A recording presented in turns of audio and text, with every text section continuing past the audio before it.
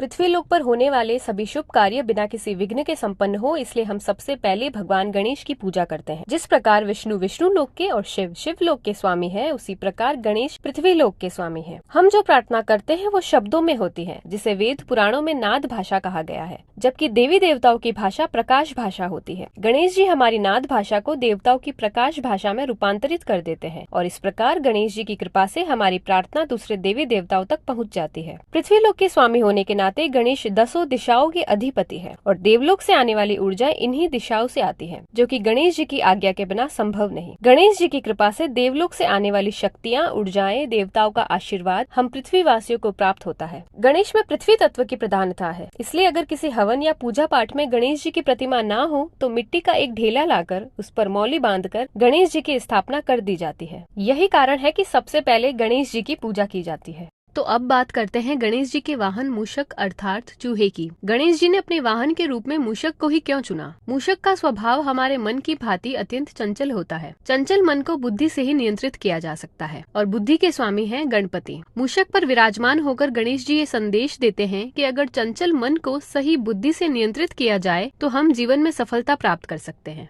गणेश की मूर्ति या चित्र की ओर सामने से देखते समय जिस मूर्ति में उनका अग्र भाग हमारी दाईं ओर मुड़ा हुआ हो, ऐसी मूर्ति या चित्र को ही घर के पूजा गृह में रखना चाहिए। इस प्रकार की मूर्ति को वाममुखी मूर्ति या चित्र कहते हैं। ऐसी मूर्ति घर में सुख शांति लाती है। इसका कारण यह है कि गणेश की चंद्र शक्ति इन मूर्तियों या चित्रों में अधिक सक्रिय प्रवाहित होती है। वाममुखी उत्तर दिशा को दर्शाती है। ऐसी प्रतिमाएं अध्यात्म की दृष्टि से भी अपेक्षित है। यही कारण है कि घरों के पूजा गृहों में वाममुखी गणपति प्रतिमा ही स्थापित की जाती है। गणपति की जिन मूर्तियों या चित्रों में उनकी सूंड का अगला भाग सामने से हमारी बाईं ओर मुड़ा दिखे, उन्हें दक्षिण मूर्ति कहते हैं। ऐसी मूर्तियों में गणेश जी की सूर्य नाड़ी सक्रिय व प्रवाहित होती है। सूर्य नाड़ी के कारण वातावरण उत्तेजित रहता है, जो घर की शांति के लिए हितकर व अपेक्षित नहीं होता। दक्षिणामुखी मूर्ति की पूजा सामान्य विधि से नहीं की जाती, क्योंकि गृहस्थ लोग इस प्रकार की मूर्तियों की पूजा का विधि विधान नहीं जानते। अतः घरों में दक्षिणामुखी गणपति नहीं रखने चाहिए। दक्षिण दिशा यमलोक की दिशा है, जहाँ मनुष्य के पाप पुण्य का हिसाब रखा जाता है, इसलिए यह दिशा अप्रिय है। इस कारण ऐसी मूर्ति बिना कर्म कांड के नहीं पूजनी चाहिए, परंतु मंदिरों के लिए ऐसी मूर्तियाँ उपयुक्त हैं,